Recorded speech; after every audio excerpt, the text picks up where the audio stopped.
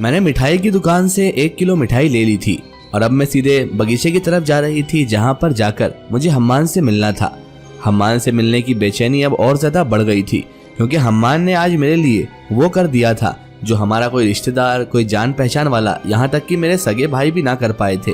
हम्मान से अब एक अलग ही हमदर्दी हो गई थी, क्योंकि वो मेरी मुसीबत में मेरे साथ खड़ा हुआ था। ऐसी मुसीबत में जब मेरे सगे भाइयों ने मेरा साथ छोड़ दिया तो हम्मान एक फरिश्ते की तरह मेरे साथ खड़ा हुआ था। बहरहाल हम्मान के बारे में सोचते सोचते ही मैं सीधे बगीचे की तरफ जा रही थी। जब मैं बगीचे पहुंच गई तो देखा हम्मान मेरा झूले पर बैठे बैठे इंतजार ही कर रहा था। मुझे पता था कि हम्मान मेरे दिल के हाल से वाकिफ है और वो भी जानता है कि मैं यहाँ आने वाली हूँ, इसीलिए वो तैयार था अभी तक मेरे इंतजार में। मैं गई और पास जाते ही उससे कहा, बहुत बहुत शुक्रिया तुम्हारा, वाकई तुम एक फरिश्ते साबित हुए हो मेरी जिंदगी में। मेरी वालिदा की जान तुम्हारी वजह से ही बची है हम्मान। हम्मान कहने लगा, शुक्रिया बोलकर हमारी दोस्ती को यूं रुसवा ना करो, मैंने सिर्फ अपना फर्ज निभाया है। तुमने मुझे दोस्त कहा है और मुसीबत में अगर दोस्त काम ना आए तो कौन काम आता है। मैंने कहा, हम्मान तुम सिर्फ दोस्त नहीं हो, मेरे लिए दोस्त से भी बढ़कर हो। तुम्हारे लिए एक हमदर्दी है दिल में जो अब मेरे मरते दम तक खत्म ना होगी। हम्मान ने चेहरे पर शल लाया और कहने लगा, देखो ये मरने मारने की बातें ना किया करो, तुम्हें पहले ही समझाया है चांदनी। तुम्हारे लिए भले ही तुम्हारी जिंदगी कोई अहमियत ना हो, लेकिन मेरे लिए बहुत ज्यादा है। अब यहीं बातें करते रहोगी या फिर मुंह मीठा भी कराओगी मेरा। हम्मान और मैं एक दूसरे के सामने खड़े थे। मैंने मिठाई का डब्बा हम्मान के आगे कर दिया तो वो कहने लगा, वाह क्या दोस्ती है तुम्हारी, इतना तो कर सकती हो कि अपने हाथ से मुंह मीठा करा दो, कम से कम मेरे दिल को थोड़ा सुकून तो आ जाएगा। तुम समझती हो चांदनी कि मैं क्या कहना चाहता हूँ। मैं हल्की सी मुस्कुराई और मैंने मिठाई का एक पीस उठाया और उसके मुंह की तरफ बढ़ा दिया, लेकिन हम्मान की नजरें कहीं और ही थी। मैंने उसे मिठाई खिलाने के लिए अपना हाथ उसके मुंह की तरफ किया ही था और उसके मुंह से वो लफ्ज निकला जो मैं शायद सोच भी नहीं सकती थी। उसने कहा, निखत।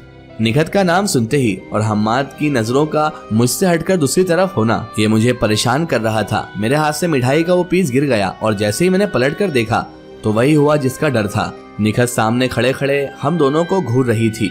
जैसे ही मैंने निखत को देखा मेरी नजरें अपने आप ही नीचे झुक गई, क्योंकि मैंने अपनी दोस्त से ये सारी बातें छुपाई थी और उसे बताया भी नहीं था कि मैं हम्मान से चोरी छुपे मिल रही हूँ।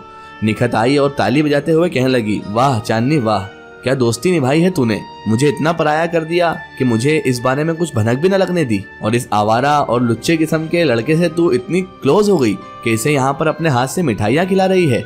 वहाँ तेरी वालिदा की तबीयत खराब है और तू यहाँ पर इश्क लड़ाने में लगी हुई है। जैसे ही उसने हम्मान के बारे में बुरे अल्फाज कहे तो मुझे अचानक जुनून सवार हो गया और मैंने कहा, निखत अपनी जुबान को थोड़ी लगाम दो, तुम जिसके बारे में बात कर रही हो ना, आज मेरी वालिदा की जान उसी की वजह से बची हुई है। तुम अभी हम्मान के बारे में कुछ भी नहीं जानती हो, इसलिए अपनी जुबान को थोड़ी लगाम दो।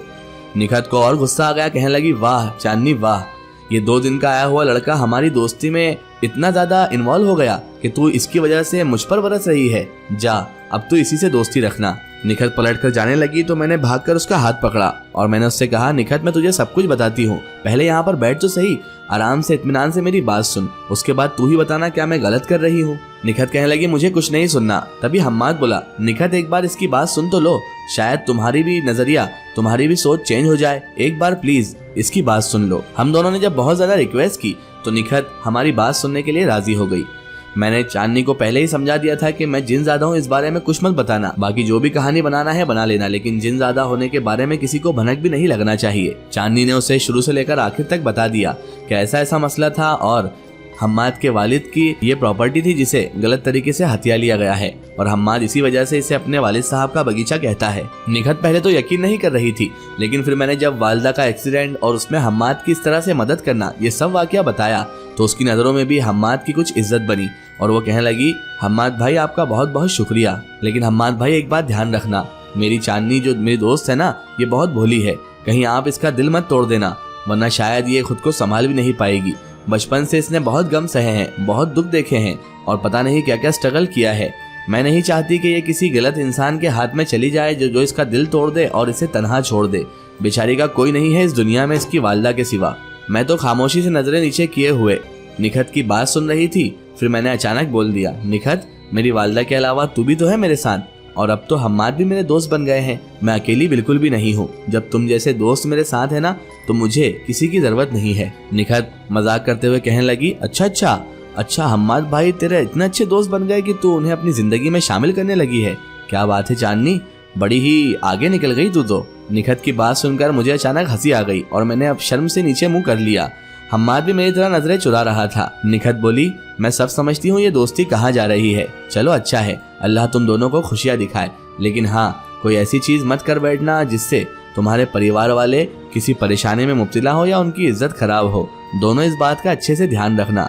और हम्माद भाई, हम अपनी जिंदगी की एक बहुत बड़ी खुशी आपके हवाले कर रहे हैं, तो आपका भी फर्ज बनता है कि आप मेरी दोस्त का हमेशा ख्याल रखें, इसे किसी भी तरह की तकलीफ ना आने दे। चलो अब मैं कबाब में हड्डी नहीं बनना चाहती, मैं जाती हूँ घर और तुम दोनों आराम से बातचीत करो। हम्माद कहने लगा, नहीं नहीं ऐसी कोई बात नहीं है निखत, आप यहाँ पर बैठ सकती हो। निखत बोली, नहीं नहीं मुझे कबाब में हड्डी बनने का शौक नहीं है। लैला मजनू के बीच में मैं कौन सा एम्पायर का काम करूंगी, इसलिए मेरा जाना ही यहाँ से बेहतर है। उसके बाद निखत इतना कहकर चली गई। निखत के जाते ही मैंने हम्माद से पूछा, हम्माद निखत की बात पर आप इधर उधर नजरें क्यों चुरा रहे थे? हम्माद बोले, तुम भी तो नीचे नजरें करके शर्मा रही थी, क्या बात है? तुम कुछ और समझती हो दोस्त के अलावा चांदनी मुझे क्या? मैंने कहा, पहले आप बताइए हम्माद, आपके दिल में क्या है? हम्माद बोले, जो आपके दिल में है वही मेरे दिल में है। आप भी अच्छे से जानती हैं कि हम सिर्फ दोस्त नहीं हैं, दोस्त से कहीं बढ़कर हैं। मैंने कहा, बताइए ना, तो फिर इस रिश्ते को क्या नाम दें हम? हम्माद बोले, फिलहाल तो दोस्ती का नाम ही ठीक है, और अब मुंह मीठा कराओगी या फिर दूसरी मिठाई भी गिरा दोगी जमीन पर? मैंने मिठाई के डब्बे में से एक और पीस निकाला और हम्माद को खिला दिया। उसके बाद हम्माद और मैं झूले पर बैठकर बहुत देर तक बातें करते रहे। बहुत देर तक बातें करने के बाद जब मैंने टाइम देखा, शाम के 6 बज चुके थे।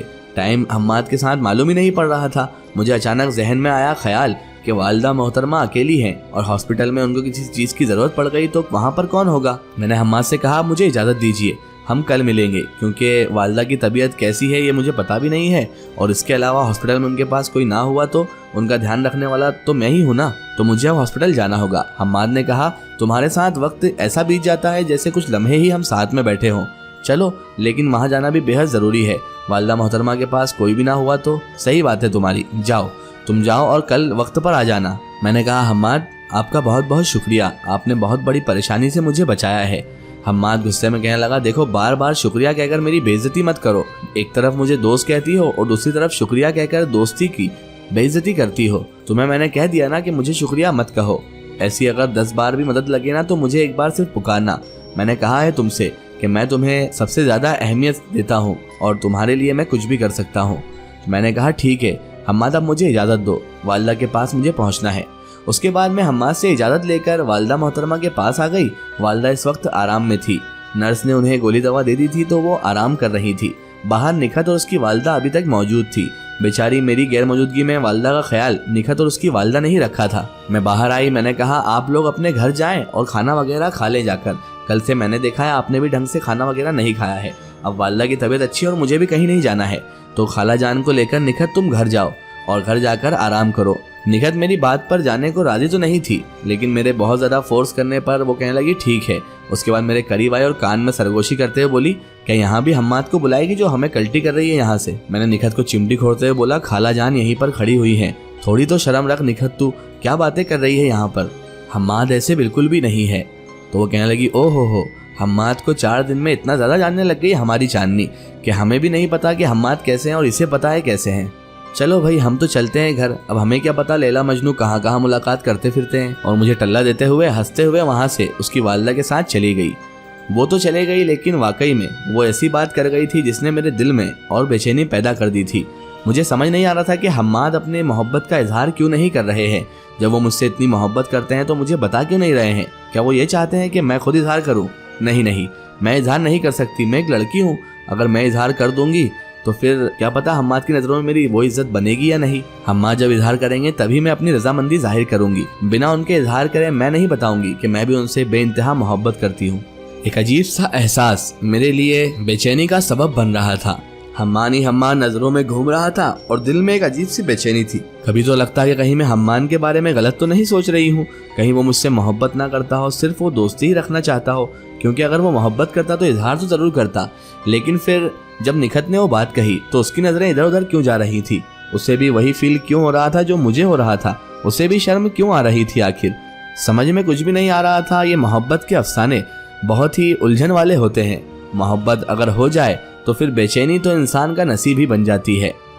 अभी मुझे भी इतनी बेचैनी हो रही थी कि मैं लफ्जों में बयान ही नहीं कर सकती, लेकिन अभी क्लियर कुछ भी नहीं था, इसलिए अपने जज्बातों को, अपने एहसासों को काबू में रखना बेहद जरूरी था। मैं वालिदा मोहतरमा के पास गई और उनके पास बैठकर सोचने लगी कि मेरी वालिदा का मेरे सिवा कोई इस दुनिया में नहीं है। अगर मैं भी ब्याह कर चली गई तो मेरी वालिदा का ख्याल कौन रखेगा? अगर मेरी शादी हो गई तो मेरी वालिदा का क्या होगा? कैसे ये अब सब कुछ करेंगी, जबकि इनके हाथ पैर में भी बहुत सारी चोटें आ गई है, जिसकी वजह से अब ये सही से चल फिर भी नहीं पाएंगी। तो कैसे इनका गुजर बसर होगा? कुछ समझ में नहीं आ रहा था, लेकिन हम्मान से मुझे बहुत ज़्यादा उम्मीदें थी।